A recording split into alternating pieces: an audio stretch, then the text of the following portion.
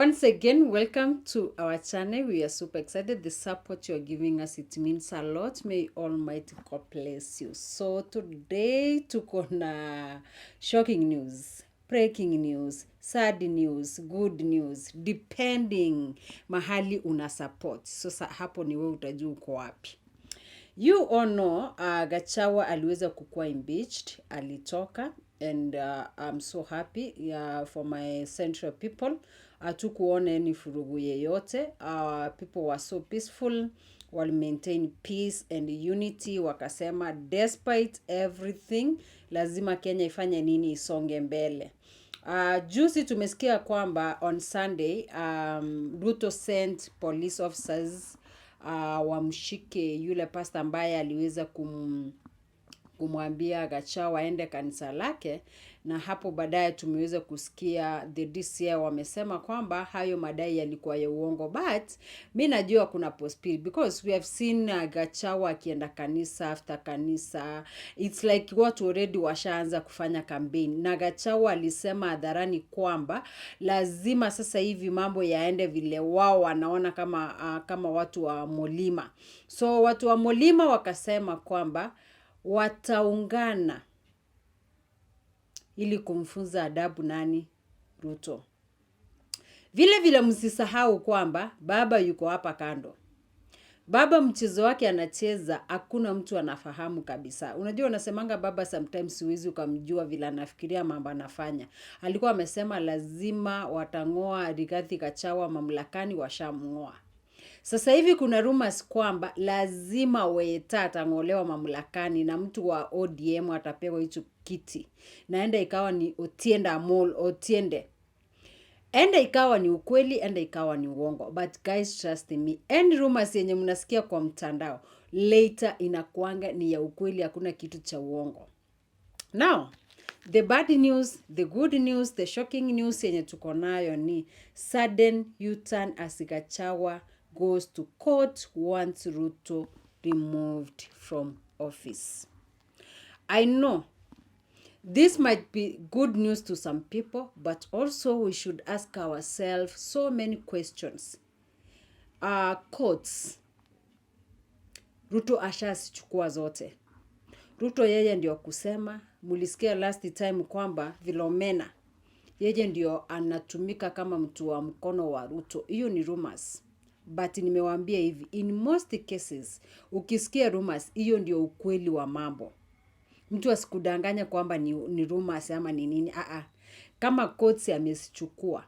Sasa hii kesi ya Rigathi ameenda kumshtaki ama anataka ang'olewa mamlakani, ni akina nani watasikiza? Because we have seen vile yeye aling'olewa mamlakani, vile alifanywa madharau, baadaye ndio the same judges ikasemekana kwamba lazima wakae chini ama wajitoe, wajiondoe, kwa maana inasemekana wako na ile close relationship na the president, vitu kama hizo, but hawakujitoa. Wakasema ni constitution inawalao, hakuna mahali constitution inasema wajingoe kwa 3 bench judges.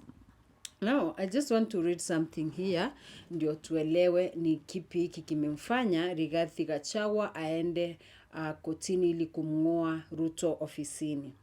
Former Deputy President Rigathi Gachagua has turned against President William Ruto as he supports an application to remove his former boss from office. Gachagua on Monday made changes to a petition which was filed by activist Fanya Mambo Kinuthia and 14 activists. Kitu najua, if this file wameiweka kotini na ikubaliwe kwamba watu wafanye referendum wa opinion ama public participation pia ifanywe na wananchi, niko sure Wakenya watajitokeza kwa wingi. Leave alone ile ya Rigathi yenye mliona pale Bomas of Kenya. If leo hii wana Kenya ama Wakenya wote wataambiwa kwamba jitokeze mukafanya public participation ili kumuondoa the president, wala hivi Ruto atashangaa sana. Hiyo ndio kitu najua, na niko sure Wakenya watapokea hii application very well, watasupport Rigathi Gachagua despite na yeye pia akona personal interest zake, but sisi tunataka yule mtu ambaye atafile tuachiwe hiyo ingine. Anyway, the case had been introduced in court when the President Ruto and Gachagua were still working together.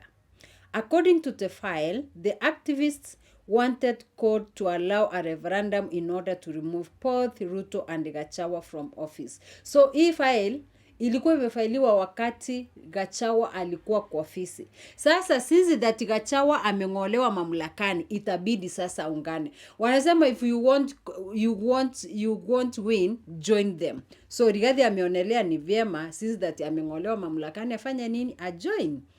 Initially, the president and his former deputy were being represented by senior lawyer Fred Gatia. They had jointly urged the High Court to dismiss the case filed by 14 activists and the lawyers who wanted the court to call for a referendum to remove them from office. In a sudden turn of events, Gachagua dropped the lawyer and hired another lawyer to represent him. It has now emerged that the former deputy president wants Ruto to be removed through a referendum. So meskia, Gachagua yeye anataka Ruto ang'olewe sasa through a referendum. The relationship between President Ruto and Gachagua loses in September this year. Gachagua began complaining about the Kenya Kwanza policies. I am the only man in cabinet who can stand up to President Ruto and tell him, hey, brother, this is not right. This Adan thing is not right for the country. There is too much corruption in this country in narrative. And you all know, Rigathi amekuwa akiexpose vitu mingi sana guys. Even the Adani wakati ilikuja tulikuwa tunaficha, but at the end of the day tulikuja kushtukia kwamba Adani ni ukweli inataka kuchukua wapi JKIA. So, vitu mingi, as much as Rigathi alikuwa na mambo zake, kuna vitu alikuwa analemea Ruto. That's why Ruto aliangalia hivi akasema, hey jamani, nikikaa hivi, huyu mtu ataning'oa mamlakani, wakamng'oa mapema na ecolas wake, you know? He has noted that he will use the corridors of justice to overturn his ouster. He was impeached by the Senate on October 17, 2024, as senators voted in favor of 5 out of the 11 grounds presented as grounds for his removal. On October 27, Gachagua criticized President William Ruto, claiming he has failed to deliver on his promises to Kenyans. Citing overtaxation and failing healthcare systems as evidence of poor governance, Gachagua urged Kenyans to pray for wisdom for President Ruto to guide the country in the right direction. The president has a big job to do. We want to ask prayers for him, for God to give him wisdom so that Kenyans can get some relief as they go about their businesses. This week on Sunday, the ex-DP has embraced a conciliatory tone, telling his Mount Kenya backyard to remain calm and exercise peace following his removal from office. Hapo nayo nawapa kidole sana.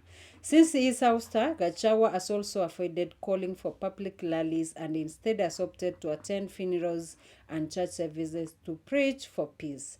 Gachagua has attended at least 3 funerals and used them to calm jitters in his backyard, asking his people to accept his ouster and wait for revenge at the ballot. In a surprise move, Gachagua has avoided antagonizing the government he served as second in command in the last 2 years and instead called on his supporters to give President Ruto time. We have no problem with the president. We want to give him time for the remaining 3 years, so fulfill the promises he made, Gachagua said when he attended a funeral in Gichuku, Kirinyaga on Saturday. Ruto has explained that Gachagua was impeached as he was an invisible man at the presidency. He expressed the confidence that Kithure Kindiki will succeed where Gachagua failed. Facing growing criticisms for his government, his alleged failures, Ruto has blamed his critics for continuously spreading fake news and propaganda to incite Kenyans on claims he is a president of broken promises.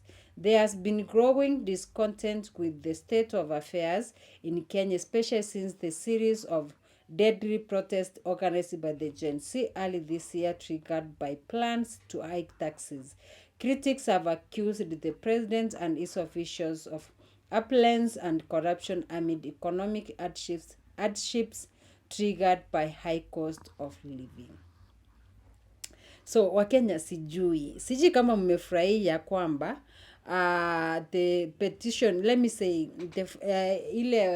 the activists walikuwa wamefile walikuwa wanataka wang'oe Gachagua na Ruto mamlakani. Finally Gachagua amejoin. Now they want to remove Ruto from office through a referendum.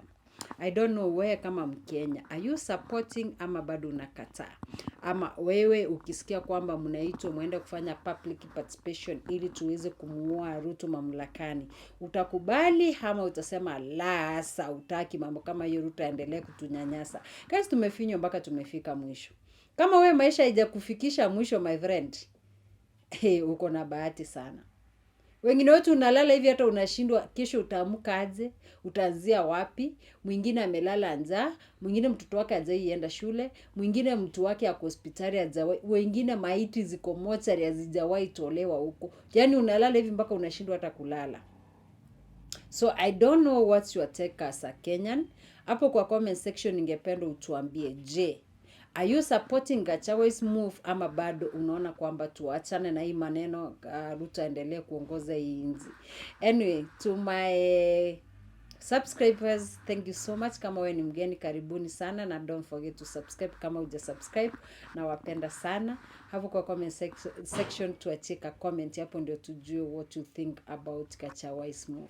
Anyway, thank you so much. See you in our next video. Bye bye.